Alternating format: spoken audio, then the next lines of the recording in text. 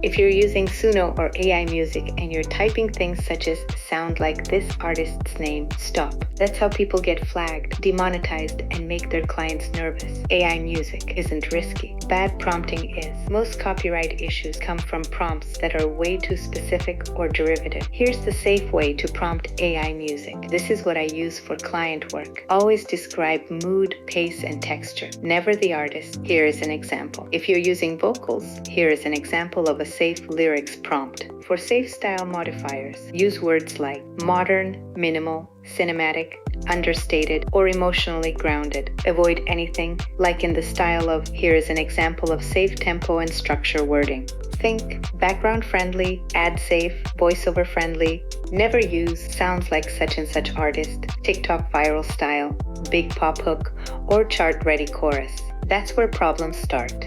Here's a safe prompt you can literally copy. I put all of this into a commercial safe music prompt pack so you don't have to guess. Comment music prompt pack and I'll send it to you.